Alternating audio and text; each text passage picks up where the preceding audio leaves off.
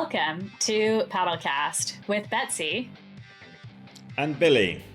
On Paddlecast, we talk to and about paddlers who are pushing limits, paddlers who are pushing their own limits, and pushing the limits of paddle sports. On today's episode, we are previewing the Marathon World Championships. They are coming up this week in Gyor, Hungary. We're going to look at the course, how it's changed since the previous event in 2015. And we are then going to look at who the main contenders are to win the title of world champion. We also had the chance to speak with Hungarian marathon legend Adrian Boros to hear his perspective on the upcoming racing. Yeah, in 2015, Boros and Laszlo Solti won the K2 race with an epic final 3 kilometers. Of just absolute textbook racing. I remembered watching it live, and it was incredible at the time on the big screen. Huge Hungarian crowd going crazy, and it's even amazing watching the live stream back with Ivan's commentary. Absolute famous commentary of this final 3 kilometers. From that last turn on the final lap, he just took control of a race, and it's just amazing to watch. That sounds epic. We've talked a lot about that race, and I stumbled upon a comment on Facebook, which I felt summed it up really nicely. This was from a fan who had watched the race from Boros and Solti, and he said, "Congratulations to them," and quote, "They are gods." I watched the finish of the race 3 times, and I still can't get enough watching it. Yeah, that's pretty cool, isn't it? I've definitely watched it more than that. It sounds amazing. I cannot wait to see what the iconic moments are going to be this year. And even better, you are headed, Billy, to Gyor very shortly to race at the Masters World Championships. And then I am going to be headed there to do media coverage of the racing. Yeah, it's really strange. They've put the main event on the Monday and Tuesday, actually before all the younger athletes get there. But the over 34 K1 and K2 is the main event. I don't even believe that Ivan's going to be there to commentate on it, so I'll just have to do it in my head. And but you know, that's going to be a good race. I can't wait. I'll have to make do with the racing from those younger athletes later in the week. Yeah. So this is actually going to be your second time racing in Gyor, because you raced there in 2015. Yep, I did. What has changed about the course? So last time the course was on the same river. The start and finish was in the same place, but it was on a really variable river. And at the time, the water levels were really low and there was a lot of flow. You really had to be pinned up against the bank. But I believe a dam has been installed somewhere along the river. So the water levels have risen and the flow has dropped right off. So there's no need for an overstern rudder this year. Yeah, I couldn't believe. So you had told me that when Hank McGregor won the race there 10 years ago, that was with an overstern, which was amazing. Yeah. I think you said that did raise a few eyebrows. Yeah, like Ivan commented on it on the live stream. It was different. It's even more impressive from a legend of the sport. I think it got caught up at one point as well, and I believe he had to do some really aggressive wiggling, and I can't remember whether it was Andy Burkett that came along and knocked it down for him. But I think it was nearly, like the end of his race. Oh my God, that's what we mean when we say team tactics. Sometimes you gotta help a friend out. But what about what did the portages look like? So it's a beach portage as opposed to a pontoon. I believe this portage is exactly the same as 10 years ago. That's what my pre-race info pack tells me. It's 85 meters long. I remember it being quite deep sand and hard to run on, but maybe I was just absolutely gassed from trying to keep up with, these fast people. But no, I remember it being quite difficult to run on. The actual course, there's now 4 turns on the course as the river actually joins onto the Danube and you go up into the city centre around an island. We talked to Adrian Boros about this because it does look like the course could be quite technical in the info pack. Adrian believes differently. And here is Adrian talking about the course. What difference do you feel it makes for you to be racing in Hungary in front of a home crowd? And what should marathon fans know about the course in Gyor? It's always good to racing at home in Hungary. And 10 years ago, it's always a big crowd is coming out for seeing us and cheering for us. And I think that's the most important because, everybody is supporting you here. And I think it's just pushing you forward every time. So this year the course will be different than previous years because it's going to be more fun friendly. It's more turn in the race and it's going into the city and we have to go one of around the island in the city. But there is not tricky ways like 10 years ago. The water level is stable, so it's going to be fair with everyone. Is there anything you'll be adjusting tactically to make the course work for you? The tactic is always depends from the race and the racing partners. Who do you want to push really hard, or it's gonna be a big bunch? And I think we choose the tactic on the race, not before, because you cannot guess what will happening before the race. So we will wait until that, and I think it's always good to race in here. When we were young, we were racing here, so we know the course and we know this course quite well. And I think it's not much advantage, but a little bit, yeah. Yeah, I checked this out on Google Earth, and whilst it looks like it gets a bit narrow, I actually think the river will be quite easy. You'll be able to get decent sized groups around. You're not going to be going up in 2s and 3s. I think there'll be groups of sort of 4 and 6 going along this course. Nice. That should be good. I think one of the coolest parts, obviously it's a great location for marathon racing. I think the 4th time or something like that it's been hosted in Gyor. Intersection of multiple rivers, looks very easily accessible and walkable kind of location.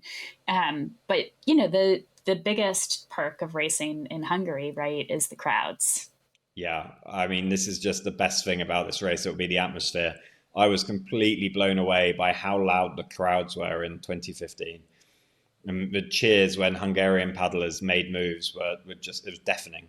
I can't wait. Getting to be at a race with Hungarian home crowds is just like a special treat. It's such a home of paddle sports, and for good reason.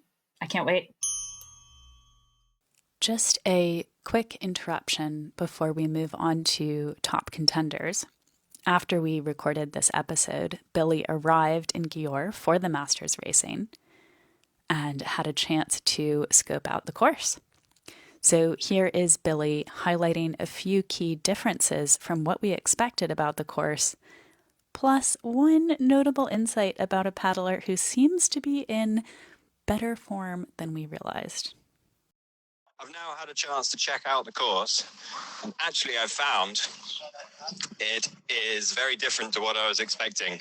The water levels are much higher than 10 years ago, There is less flow, but there is still significant flow, which I think may change by race day for the seniors. I think the masters are going to have quite a bit of flow. From the first couple of course recce's, I actually think this is going to be a hugely technical course, and anyone watching on the live stream is going to have just the best viewing experience ever. It looks like there's absolutely nowhere on the course where people are going to be taking it easy.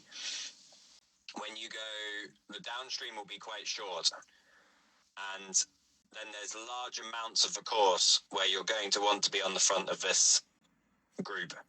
Unless the flow drops significantly by the time of the senior racing, I think there's going to be a lot of very high speed groups going along with people fighting for the front four at all times, and I don't see many opportunities for people to move up where the speed's not going to be high. With the turns, the first turn is particularly interesting. The flow really, you really notice the flow, and it really interferes with the run of the boat as you take it. You can really feel the difference as you go in and out of the eddy. And the line going into that is going to be quite hard.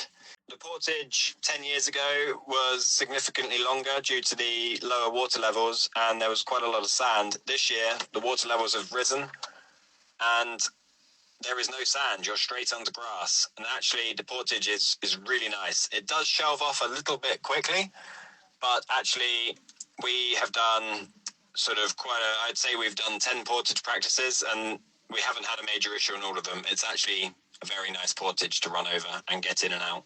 One of the most interesting things I've found about the course is just how close the final portage is to the final turn on that short lap. The racing will all come down to that final portage unless someone has broken away early. That final portage is going to be monumental. I came out here with the intention of racing Masters K1 and K2, but actually I've managed to find myself a mixed K2 partner. Just went out and had a really good practice run with Gina Mulek from Gloucester Canoe Club. Gina's not been paddling for many years, and she took some persuading to actually get in a boat with me. I think she'd heard stories about my lean, but we ran the boat, went really well, so I'm really looking forward to the mixed K2 racing as well. Actually, the numbers of ladies masters out here is very low, and that needs to change in the next few years. One really interesting thing that I've heard while being out here is about Andrew Burkett, who we haven't actually seen anything of this year internationally. He did the selection race in South Africa and did get selected. He apparently was the person in that race doing all the damage, and which is really interesting because he's gone under the radar a bit this year, and he could actually be here. He could come without racing internationally all year and win the Worlds. With that, let's look at the top contenders, starting with the women's K1 in the marathon. Who do you think is looking good for the win? Well, there are a few big names, and to give you an idea on their form, we will look at their racing this season leading up to this championship. So I'd say there's 3, maybe 4 women who are a step above the rest, and that is Anna Sletsjoe, Melina Andersson, and Vanda Kiszli, with the possible 4th being Susanna Kiszli. Yeah, I agree. That's Anna Sletsjoe from Norway, Melina Andersson from Sweden, Kiszli from Hungary, and Kiszli from Italy. So Melina Andersson is the defending champion. She won last year in a really exciting race in a sprint finish against Vanda Kiszli. She won by 6 seconds. If anything, she's looking better this year. She missed out on the Europeans due to illness, but she came back really strong at the World Games. She was really dominant throughout the race, and really she just chose the point at which she was going to break away, and she finished 2 minutes ahead of Vanda Kiszli. Yeah, we talked about that in our World Games episode, and it was just incredible to watch that and hear from Melina about that. Very impressive racing. Yeah, I think it was. And on to Vanda Kiszli. She's on home turf. I think you can't discount her in this race. But I did ask Adrian Boros about Vanda Kiszli's chances, and we'll share the rest of his conversation later. But here's what Adrian Boros had to say about his compatriot, Vanda Kiszli. The women's race is looking very strong. Your compatriot, Vanda Kiszli, has been beaten by Melina Andersson and Anna Sletsjoe recently. She will obviously want to win at a home championship. How do you see this race playing out? Yeah, the girls' race is always different, and I think it was different in China at the World Games. So I'm sure Vanda will be better in here because she knows the course also quite well, and the home crowd is pushing her forward too. So it's gonna be an interesting race between them, and. It's not a long portage, so the girls can stay together. It's not gonna crash the bunch. Yeah, I think that's interesting about maybe we'll see those top women stick together for a little while. That seems reasonably likely unless one of them does try to make a break early. But I mean, even at the World Games, Kiszli and Andersson did stick together next to each other, trading leads for most of that race. Yeah, it was only the portage that would have broken them up. I think we're going to have a really close race. But I mean, Vanda Kiszli's so decorated for so many years. She knows how to win.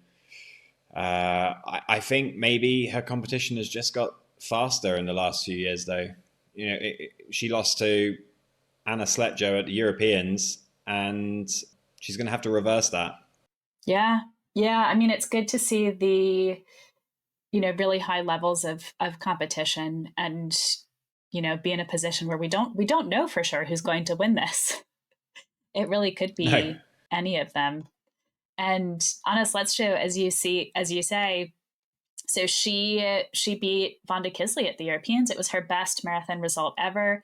Sletsjoe from Norway. She is 27 years old. She raced at the Paris Olympics last year in both K2 and K4. The Norwegian K4 made the A final. So she's a really good sprinter, of course, as well as a marathon racer. And she's been doing marathon for a while. So she won a silver medal in 2019 in the under 23 K1 women. But yeah, I mean, definitely that result at the Europeans was really big for her. We did not see her race at the World Games. I think Norway had not qualified a spot for the World Games at last year's Worlds. So let's see, if she can repeat something like that Europeans result at Worlds. She raced as a junior in Gyor in 2015, actually. She came fifth. There we go. So she'll know the course a bit too. She'll know the one half of the course. Yeah, she'll know what she's doing. The best paddler of the rest, if we're going to do this, I don't believe she's going to win, but she could definitely medal and get in this front group, is Susanna Ciccoli of Italy. She got a bronze at the World Games in the short course, but she didn't finish the marathon with a rudder issue. She's a really top-end paddler. She has some absolutely tip-top 5K results. She's always in and around the bunch in the marathons, but she just seems to be slightly inconsistent. Little things seem to happen to her, and I don't know whether that's because she's a little bit stretched in this position, but it's stuff that doesn't seem to happen to Melina Andersson and Vanda Kiszli. Yeah, she's had some really great moments this season and previously, of course. And I think that short course race, that was her in kind of perfect form almost, right? Nothing went wrong. Yeah. Everything sort of went perfectly, went to plan. She was right up there in that bronze medal position. Really, really strong racing. So she's one for us to kind of keep an eye on. Hopefully, luck will be with her in this competition and nothing will go wrong. And if it doesn't, she could be potentially a podium contender. Yeah, I think she'll medal in the short course. Yeah, Yeah, that would be great to see. And there's some other top women too who've been around this season as well, who we talked about. A lot of those would be coming from that World Games competition, who maybe outside chances for a medal, but we think it's probably going to be between that top 3 and maybe top 4, including Kiszli. I think we need to hear from you how you think this long course is going to play out. So I am going to bet on Melina Andersson again. I bet on her last time at the World Games and it went well for me. And I'm going to go a step further with Worlds and say, because she did so well at the World Games, she was so dominant there, I think she will win with separation. So I think we'll see clean water. And then it'll be a Kiszli Sletsjoe sprint for silver. That's my guess. There's a lot of guessing going into this because I could be completely wrong. That's an interesting take. I believe Melina Andersson will struggle to stay away from what's a pretty strong group behind her. There's always the possibility that someone breaks away and that no one is willing to pull to catch, but and they'd rather sprint for the silver. But Vanda wants to win it. Anna's European champion. She'll want to win. So I think this is going down to a, last lap shootout. What do you think, like a 3-way sprint finish? I think, the last portage, it will come down to the last portage where there might be some sort of gap, but I think it will be they'll all be together on the last portage, and I think they'll be very close. I don't believe that there'll be clear water. Yeah. Okay. Well, those are our 2 different predictions. If it does come down to that last portage and final sprint finish between all 3 of them, I will say Anna Sletsjoe looked really strong in her sprint finish against Vanda Kiszli, but Melina Andersson wasn't in that race. So okay, so I'm going to go gold for Sweden, silver for Norway, bronze for Hungary. Okay. All right. So we're not too. But I feel like such an idiot for even suggesting that Vanda Kiszli's not going to win. Yeah. It's hard to overcome that. She's won so many races for so many years. It does feel crazy to say she might not win this. Yeah. Let's see, especially on home turf. On home turf, yeah. All right. I think we got to talk about the K2 racing now, which is also looking pretty competitive, isn't it? We have got some really strong crews in this event, including several of the top K1 paddlers. We don't have the full start list yet, but we have managed to do some research and find out a few of the top crews.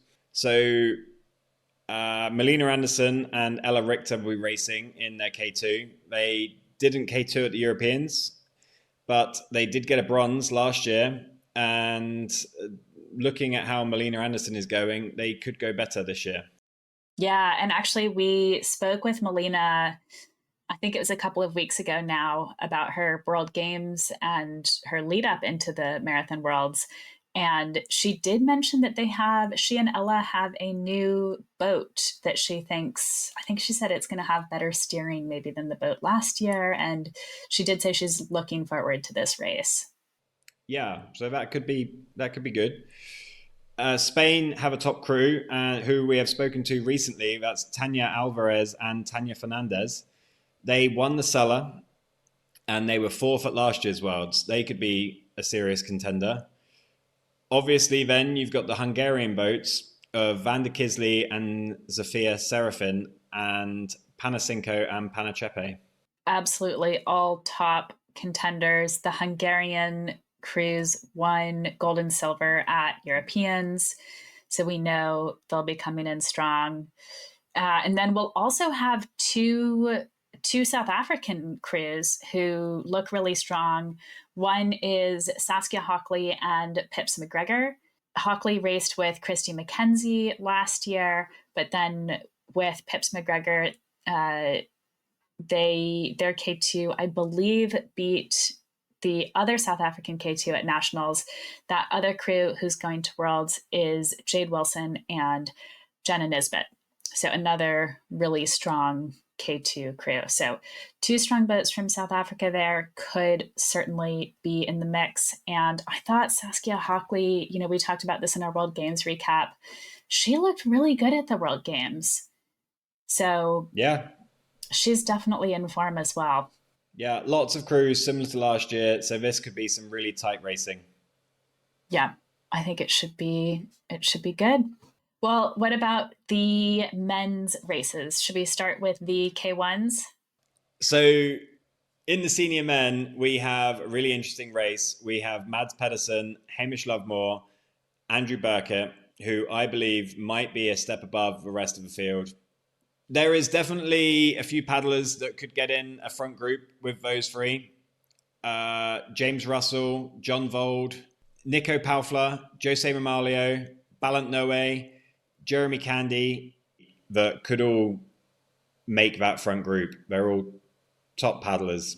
Yeah, definitely. And we saw at the World Games that it was Nico Paufler and Balant Noe who were in that front group for a lot of the race until they did end up kind of both dropping off towards the end. And it was Jose Romalio who came in for the bronze medal. It was the same medal order actually in both the short course and the long course. But yeah, I mean, we definitely could see really any of those guys in the front group, couldn't we? Yeah, I think it will very much depend on who's in the right place at the right time. And, as much skill goes into that, I think there will be some left to chance, just depending on who's where in the group.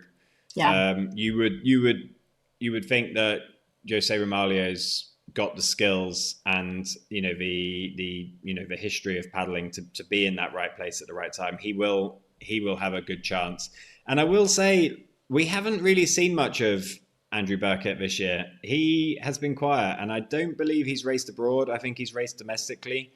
So really, I'm going off reputation there, rather than looking at some actual solid form.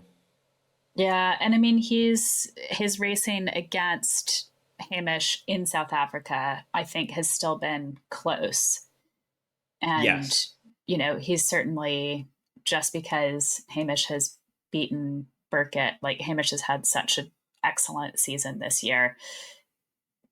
Yeah, there's no reason for us to not expect Andy Burkett to be up front. Yeah. I think you're right. Yeah, I think that'll be good to see. And James Russell had a probably slightly disappointing World Games in China after winning the European Championships. But I think we could see maybe some better results from him at the World Championships compared to the World Games. He beat Romalio at the Europeans. So we know that he's capable of that. The course and location is more similar, of course, in Hungary compared to the Europeans versus China. I think all the athletes in China, you've got a huge factor of just, it's a lot of travel to get there for almost all of the athletes, except, a handful. Yeah. I think a lot of them, it was a really quick trip as well. Versus when we've got something in Europe, it tends to be closer to home for a lot of the athletes, or like the South Africans, for example, they might have come out to Europe, like Hamish Lovemore, right? We talked to the other day. He's been in Europe for a few weeks now, doing his training camps and things like that. So you're kind of removing some of those tricky travel and stress components that they would have faced in China. You're leaving a huge amount of chance really there, aren't you? Yeah. Like, you can go on an aeroplane, you can pick up a bug just anywhere on the travel aspect.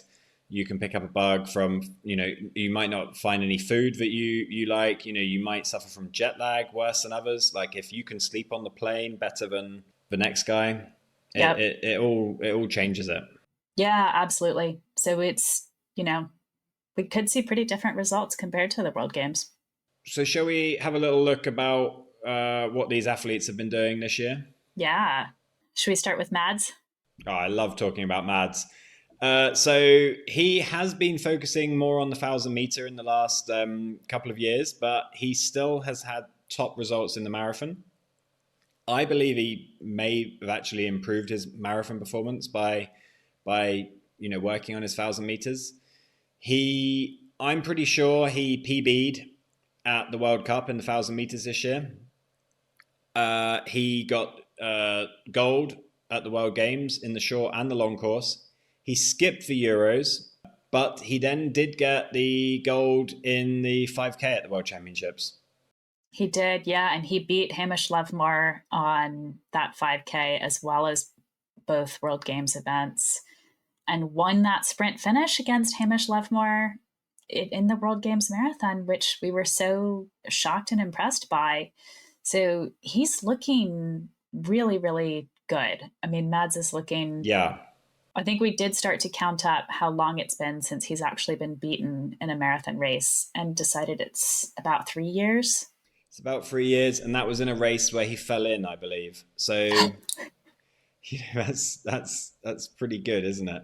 So yeah. So on to Hamish, and I believe has Mads and Hamish raced each other 4 times this year, and in the head-to-head, it's 4-0 Mads. But Hamish has done very well in the 1,000 meters this year. He got a silver at Szeged. He got silver in the short and the long course at the World Games. He was second in the B final in the 1,000 meters in Milan, and he got the silver in the 5K. Yeah, really impressive. And we'll have to do our Milan debrief in another episode from the Sprint World Championships in Milan. But we could have easily seen, with slightly different names and slightly different races, we could have easily seen Hamish in the A final there.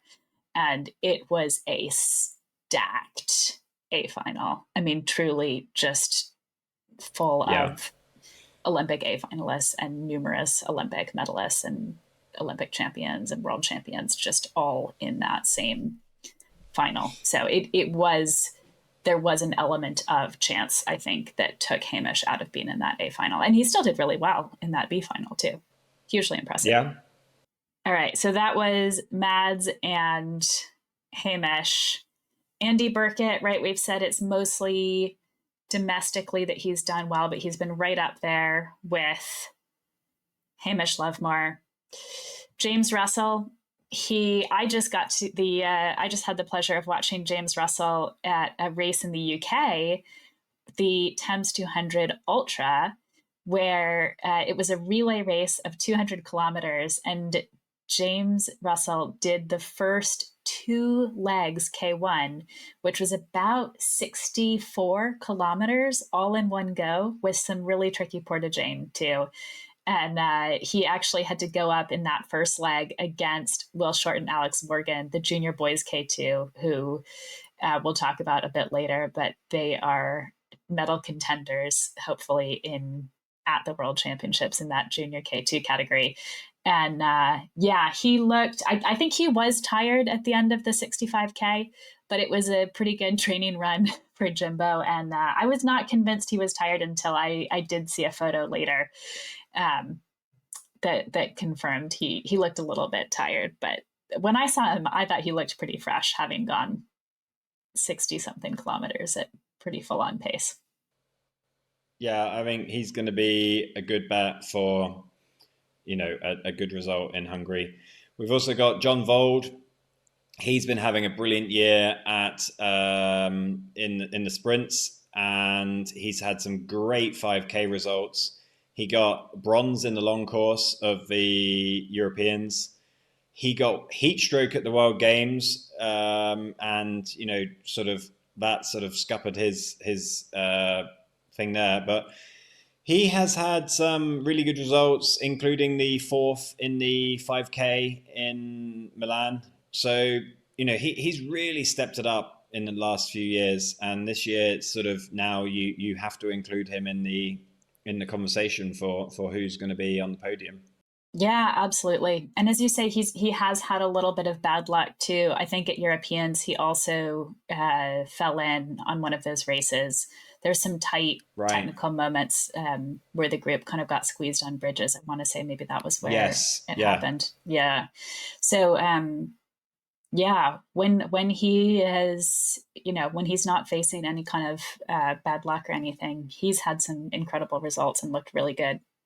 So I'm going to have to mention Jose Romaglio after discounting him at the World Games.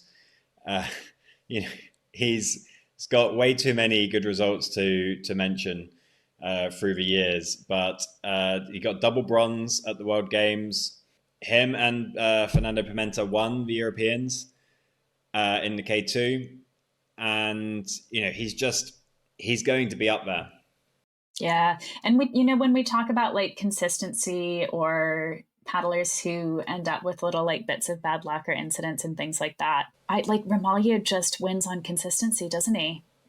It's like, yeah, he just knows, he's been doing it for a long time. He's really, really good at it, and he's always going to be up there.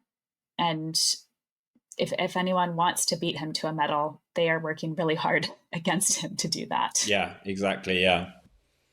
More often than not, the little mistakes or the bits of bad luck are mistakes caused by being, pushed beyond your comfort zone. And, he knows to stay in his comfort zone at the right time.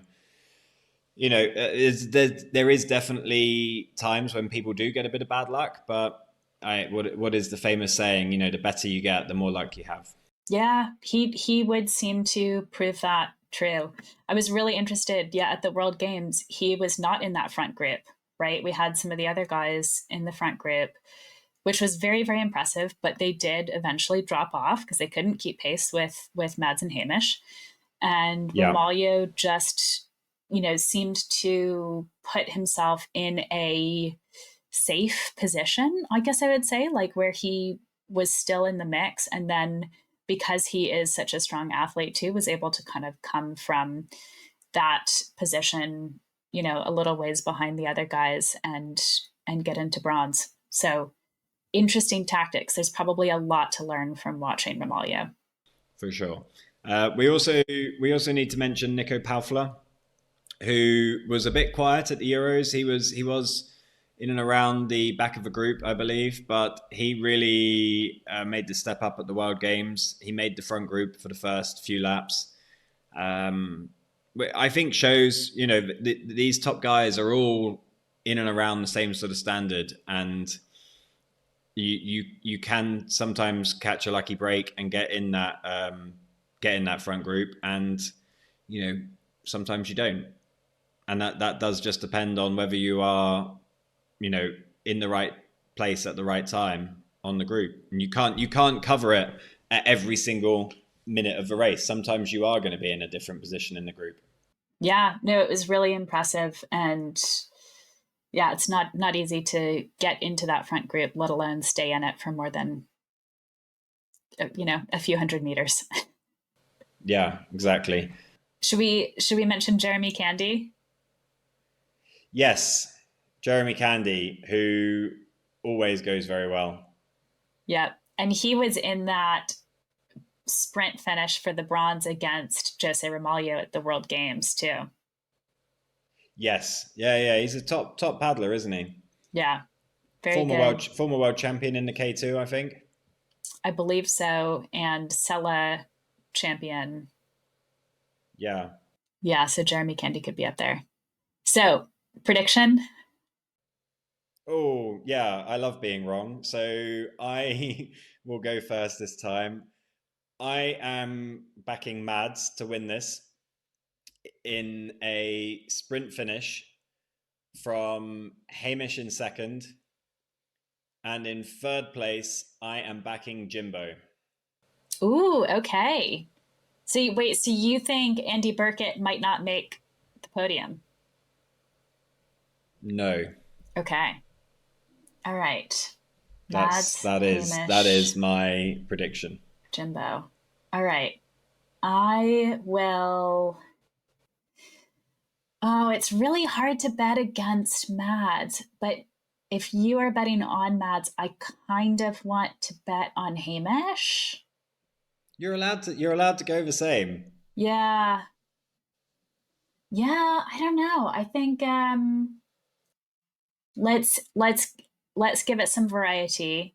I'm feeling pretty good about my bets in the women's field, so I'm willing to be a little more wrong on the men's field. I'm gonna bet on Hamish. I think after losing to Mads at the World Games, he's got some extra motivation and maybe has learned a bit too about like what to expect from Mads.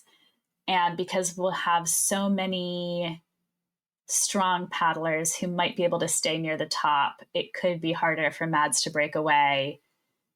And it'll help Hamish stick with him and then take it in a sprint finish. Okay. I don't know. I'm not feeling super confident in this, but it's a race. That's the kind of race I would enjoy watching. So let's predict that. And then third, I'll take Vold for third because he has been going really well. And it's not really fair to bet against some of these other guys, is it? But we gotta pick one. So you've got Jimbo for third. Okay. I'll take Vold for third. Okay.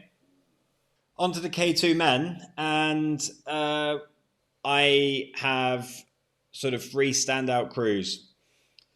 Mads Pedersen and Philip Knudsen, Jose Romaglio and Fernando Pimenta, and Adrian Boros and Tamas Erdely. They're all tip-top crews.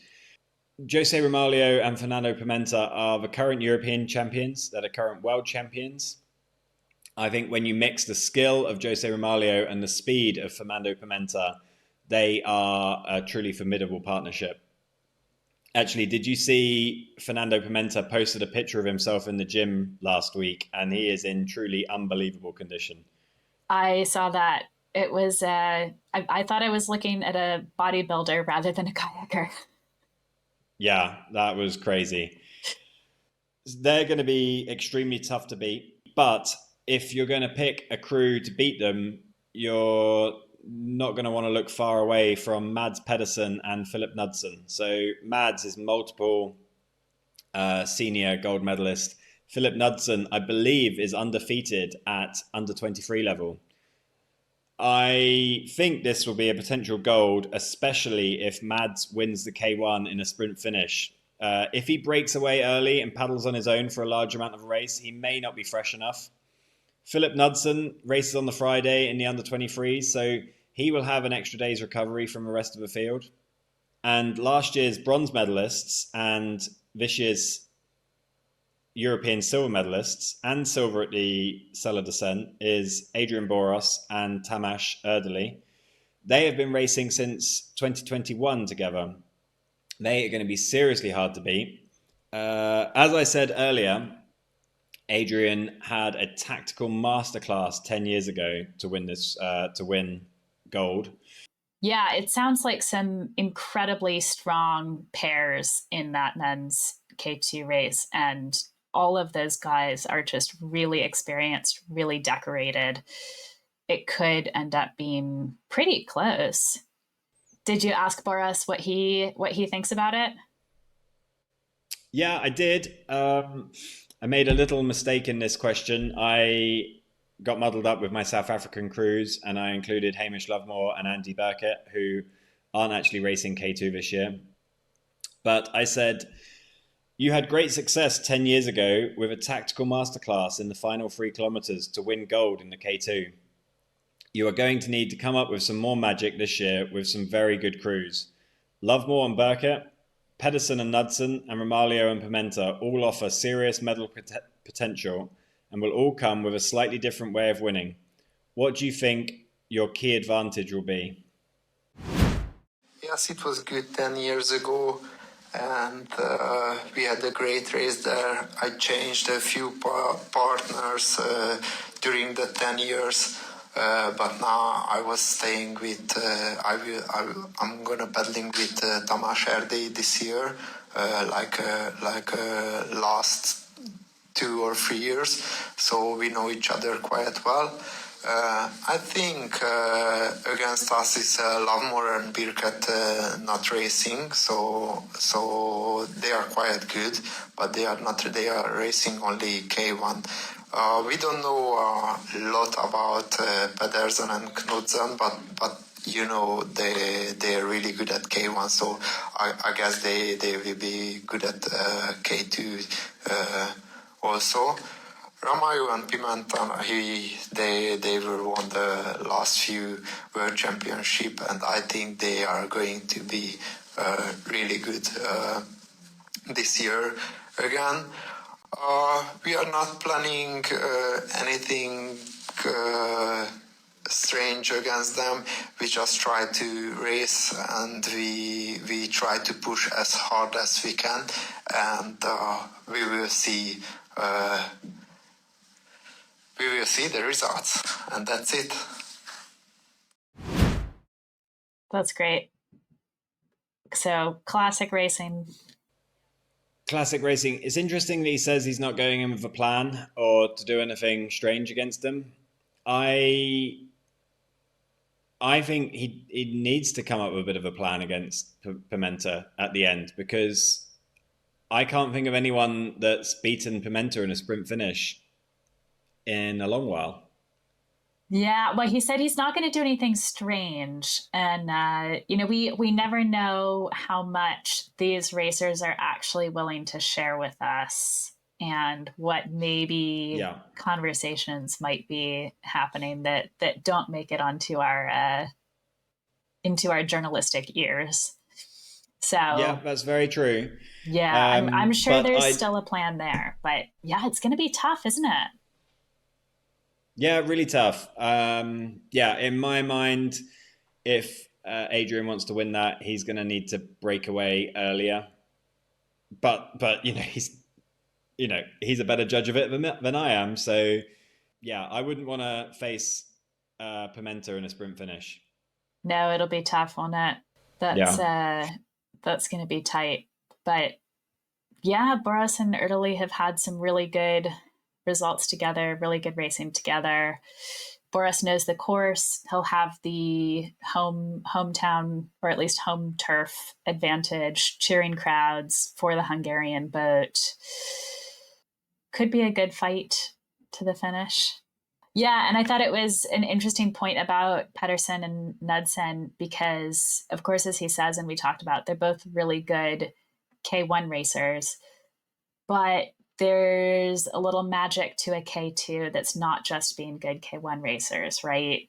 And we don't really know for sure how much of that magic they have. Yeah, that's interesting because I think the international opinion of Mads in a K2 is fairly poor. I have heard that actually sort of last year's Worlds, he was a late sort of substitute to the K2, and actually he wasn't in the best condition after celebrating his K1 win. That might play into it. We haven't seen much of Mads in a K2. I mean, that might be because I think for a couple of years he doubled up on the under 23 and senior men's. He has then always raced a short course and the long course, which, there's not many paddlers that are in a good condition by the Sunday once they've done that. So, he's obviously going to try and do that. If anyone's got the engine, it's going to be Mads.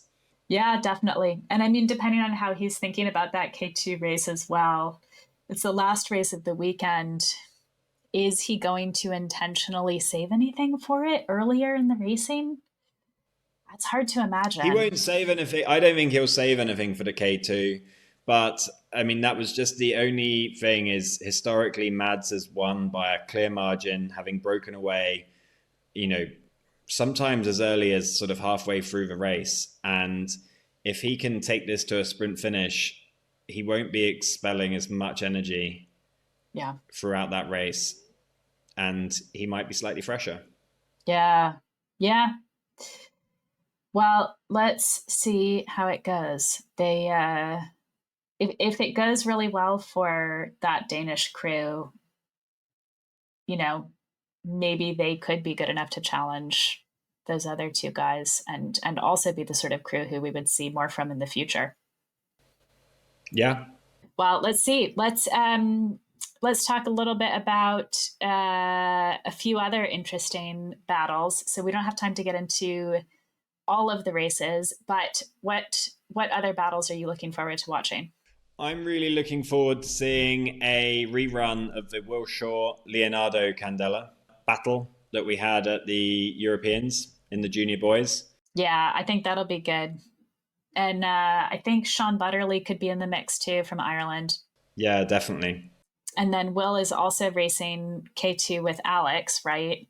Yeah, they've had a good season. They got bronze at the Europeans, and then they raced senior men rather than junior boys in at the British Nationals.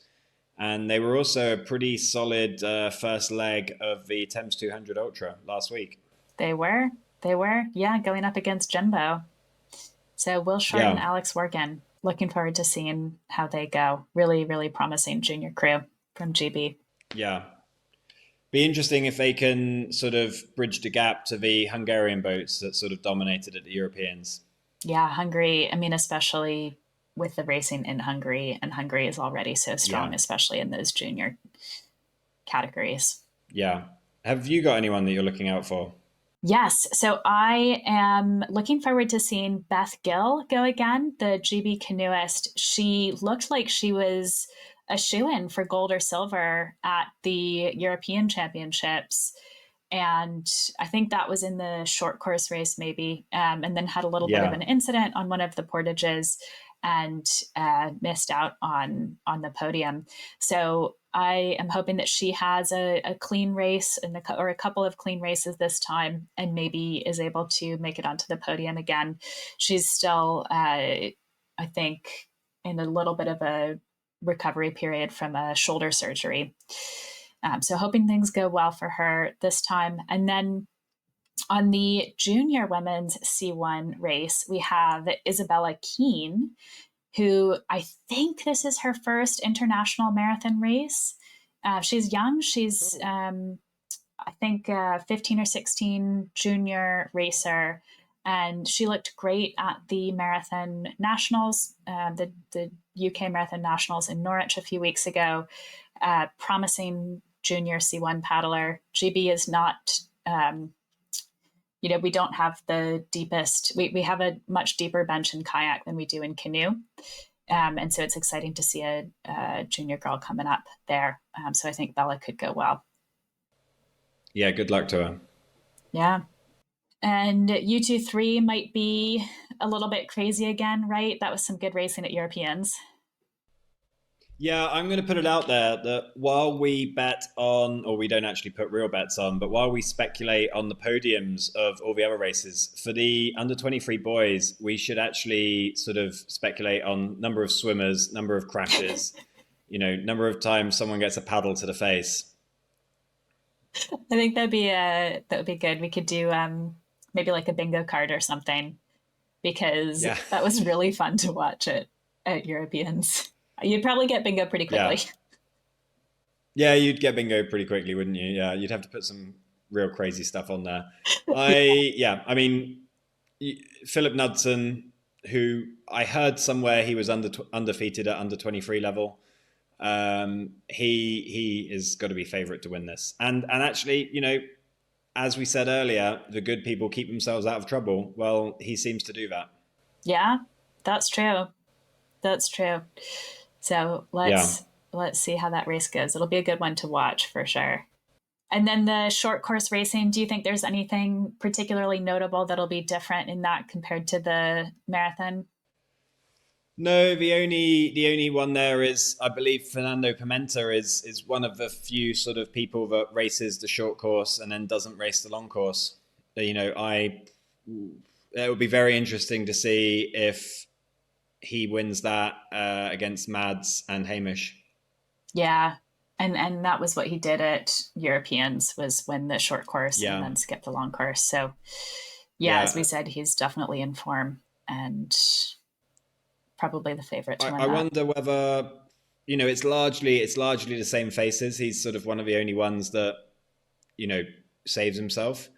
But I don't know whether he just doesn't get selected. I don't know. I'm guessing there. Would you say that Jimbo or John Vold has a better chance in the short course than they do in the long course? That's a good question. I felt like they've gone pretty similarly in both. I think Jimbo did better in the long course at World Games. Yeah. And technically he did better in the long course at Europeans, but that was, from silver to gold, right? No and that Pimenta, was, yeah. No Pimenta in the long course. Yeah. So I'm not sure that Jimbo, it makes a big difference. And Vold as well, I think he's relatively similar. Yeah, I think Jimbo's first sort of step up to sort of international, podiums and, making the front group was in the short course. And it took him a little while to get the long course. I feel like John Vold was the opposite, and actually he came at it from more being, better at the long course, and then, has improved his short racing. I mean, big potential for me being wrong there, but I feel like they're coming at it from sort of opposite ends. I think Jimbo maybe stands a better chance in the short course.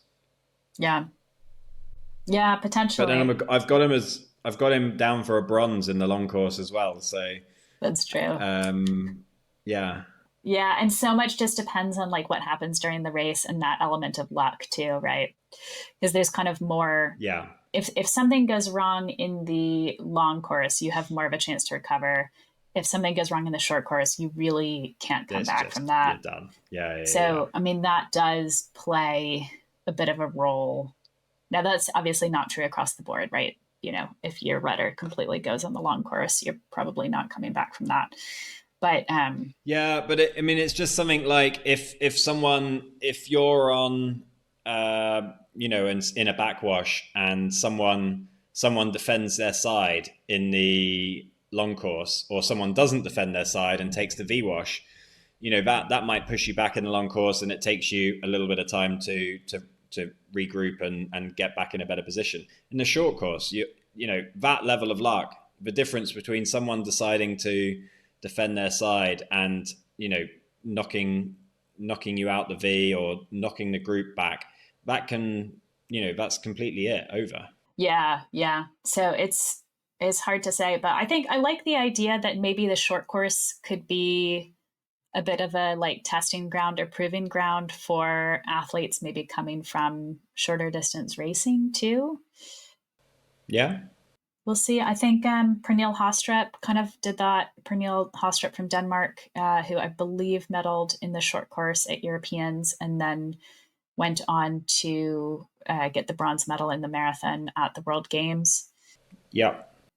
Well, let's talk a little bit about para before we wrap things up, because it's a pretty exciting year for Paracanoe in marathon. It is actually the first year. So we've had Paracanoe racing at the Marathon Europeans and the Marathon Worlds before, but I believe this is the first year that it's like the official Paracanoe World Marathon Championships, where the athletes who win these races will be able to call themselves official world champions. See, I feel bad now, because last year I had to pick up something from John White's house while he was away at the championships last year, and I wrote on his wall world champion John White. So I didn't realize it wasn't an official world championships. I think it's okay. I think it's all right, Billy. Okay. We'll let you and John have that one. Yeah, I was a bit confused about it as well, and I'm not entirely sure on what makes it official now, but I guess it's sort of past the it would be some form of paperwork, well established enough. Yes. Yeah. There was a stamp somewhere. Yeah, exactly. Yeah. So we don't have the start list yet, but I've heard that there are around 90 para athletes competing here.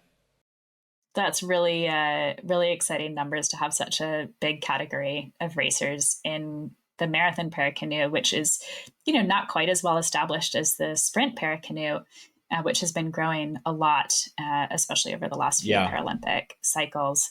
And very exciting, we have seen several top sprint Paralympians come over and race in the Paracanoe at the marathon events, which is awesome. We had Serhiy Yemelyanov, who I think is now representing Georgia, who just had what an incredible sprinter, multiple Paralympic medalist, and then came out and raced the European Marathon Championships. So I'm hoping that we see him back again. There are 5 GB athletes. So typically Britain almost sweeps really the sprint medals in para, to the point where I have to say it's almost a little bit embarrassing for us, I think, just to be so good at it. But there's some really strong athletes from other countries in Paracanoe as well. And I think that class is developing more. But we'll have 5 GB athletes in Paracanoe, which will be Charlotte Creamer, Tim Lodge, Sean Cook, and John White. And very excitingly, Jeanette Chippington, multiple Paralympic sprint medalist who just raced in Milan at the Sprint World Championships, where she got a bronze medal in the VL2 200 meters. This is going to be her first international marathon race. So, wow. Yeah, she's been a top paddler for years now. Yeah, really well established. Bit of a, I think, GB para canoe celebrity. She actually comes from a swimming background too. I think she has a collection of medals in para swimming as well. Yes, and an OBE. So she's it'll be great to see her racing in the marathon and maybe see more sprinters cross over. We've talked a little bit about, how sprint and marathon, particularly certain athletes, seem to benefit a lot from doing both disciplines. People like Melina Andersson and Hamish Lovemore. So I think it'd be cool to see some of the para athletes, trying the same thing and seeing how that may be. Yeah, I will. I'm looking forward to watching John White race. As I said, he won last year, although, it wasn't an official world championship, so he's not the defending world champion. I will be speaking to him about this. I feel, hard done by. I feel lied to. But yeah, no, he's very good. He's got a very cool Paracanoe, the Curtin Fortis. It's like they put a huge amount of work into developing a different Paracanoe down in Devon at the Curtin factory. It's really interesting. Oh, cool. Oh, I'm looking forward to checking that out. Yeah. So I think that's all we've got on our Marathon World Championships preview. I am really excited to be going in person. I will be sharing updates on the Paddle Daily accounts. So obviously, stay up to date with Paddlecast. Make sure you're following Paddler Media on the YouTube channel, and then you can read your paddling news at paddledaily.com and follow me on Facebook and Instagram. And I will be aiming to share interviews and updates from Gyor. And Billy will be rooting for you on Monday and Tuesday. You'd better. Yeah, John O'Grady and I will be doing an autograph signing after our race on Tuesday. Just please form an orderly queue. I don't want any big crowds. Make sure to get the message out. K1 Monday and K2 on Tuesday. I believe so. I haven't actually seen the program. So yeah. You'll show up, I don't you'll know race. what I do. I'll show up, I'll race. And then you'll do the autographs. Basically, we need to get in that K2 as much as we can. Yeah. Well, fingers crossed. And until next time, see you on the water. See you on the water, everyone.